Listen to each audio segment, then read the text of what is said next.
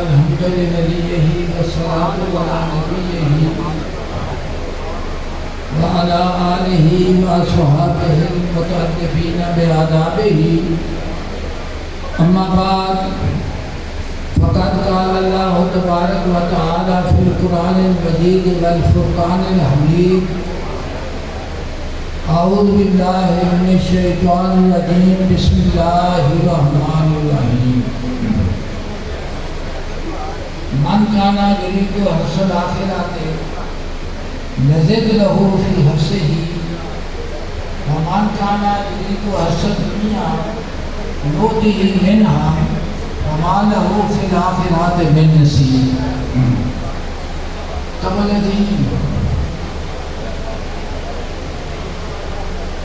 کہ میں کچھ عرض کروں، بارگاہ رب العزت میں حمد کا نذرانہ پیش کریں اور آقا صلی اللہ علیہ وسلم کی پاک بارگاہ میں ہدیہ صلاۃ و سلام پیش کریں اپنے اپنے ذوق کے مطابق.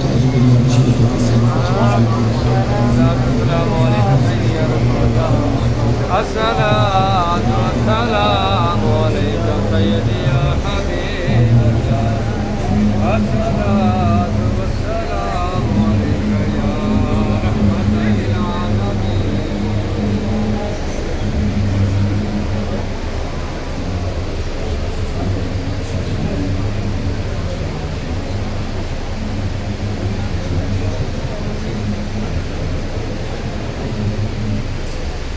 بعد از حمد و ثنا میاں ناز حسین صاحب کی دعا کی یہ محفل ہے. اس دنیا سے تشریف لے جا چکے ہیں. اس دعا کی محفل میں اہل دیر علاقہ کے معززین بھی شامل ہیں، علماء بھی شامل ہیں اور مشائخ الزام بھی ہیں اور کثیر تعداد میں عوام الناس بھی تشریف فرما ہے. سب کی بارگاہ میں درجہ بدرجہ سلام عرض کرتا ہوں اور اس کے بعد قرآن پاک کی آیت کریمہ جو میں نے عرض کی ہے اس کے متعلق کچھ بیان کرتا ہوں. اللہ پاک نے ارشاد فرمایا: من کان یرید الحرث الآخرہ، کہ جو طلبگار ہے آخرت کی کھیتی کا، نزد لہ فی حرثہ، ہم اپنے فضل و کرم سے اس کی کھیتی کو بڑھا دیں گے. ومن کان یرید حرث الدنیا نؤتہ منہا، اور جو شخص خواہشمند ہے صرف دنیا کی کھیتی کا تو ہم اسے دیں گے اس کا حصہ. وما لہ فی الآخرۃ من نصیب، اور نہیں ہوگا اس کے لیے آخرت میں کوئی حصہ. اس قرآن پاک کی آیت کریمہ کو سمجھنے سے پہلے ایک میں تمہیداً عرض کرنا چاہتا ہوں. بات انسان دو چیزوں کا مرکب ہے.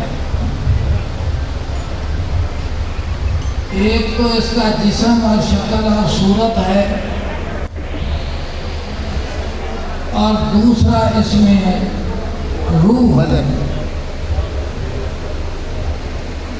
روح جو ہے وہ ابدی چیز ہے، اس پر موت نہیں آتی، وہ ہمیشہ رہنے والی چیز ہے. اور جسم جو ہے وہ فانی ہے. جسم کی ترجیحات اور ہیں، ضرورتیں اور ہیں. روح اور دل کی ضرورت اور ہے. اور تخلیق کائنات اللہ تبارک و تعالیٰ نے جو انسانوں کو پیدا فرمایا ہے، پوری کائنات، اللہ پاک نے فرمایا کیسا تکفرون باللہ، تم میرا کس طرح انکار کرتے ہو. کنتم امواتا، تم کچھ بھی نہیں تھے، تم ماس تھے. فَأَحْيَاكُمْ، میں نے تمہیں جسم دیا، صورت دی، بدش دی، اس میں روح دی. ثم یمیتکم، پھر اس پر میں عدم لاؤں گا جو اس کو جو اب ہمارے اوپر عدم آنا ہے جس کو ہم موت کہتے ہیں. ثم یحییکم، پھر تمہیں حیات دی جائے گی، قبروں سے اٹھایا جائے گا. ثم الیہ ترجعون، پھر تم کو میری طرف اٹھایا جائے گا. تو انسان کی اس عالمی کثرت میں ہزاروں ضرورتیں ہیں جن کا تعلق انسان کے جسم کے ساتھ ہے اور ان کو ہم خواہشات کہتے ہیں. اللہ پاک نے ارشاد فرمایا زُيِّنَ لِلنَّاسِ حُبُّ الشَّهَوَاتِ مِنَ النِّسَاءِ،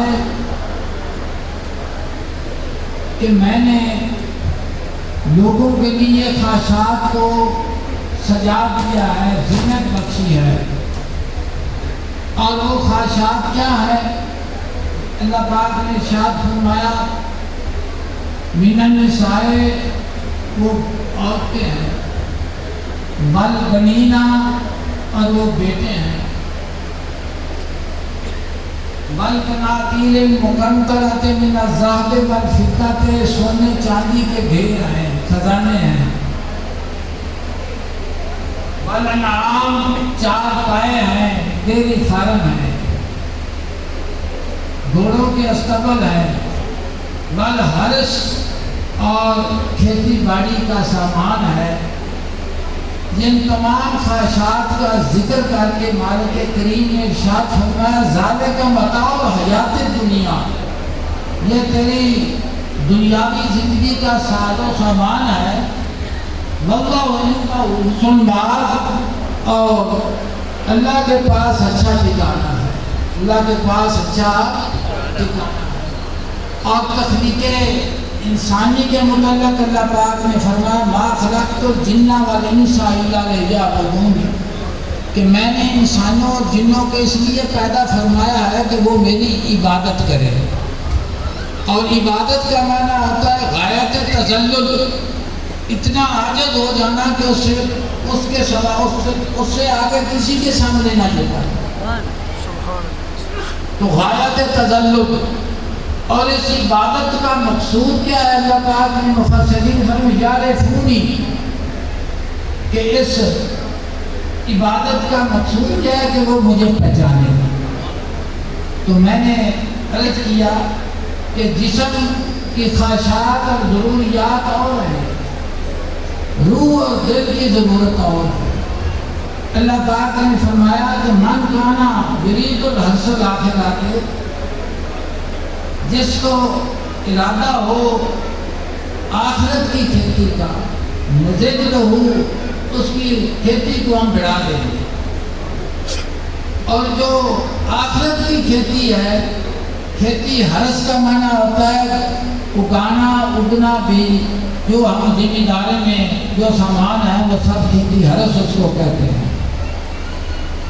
تو جو بھی اللہ تبارک و تعالیٰ کے لیے اس کی بارگاہ میں پیش ہونے کے لیے اپنے لیے سامان زیست زندگی سے آگے بھیجتا ہے، وہ آخرت کی کھیتی ہے. اور ہر کھیتی کے لیے زمین کا ہونا ضروری ہے.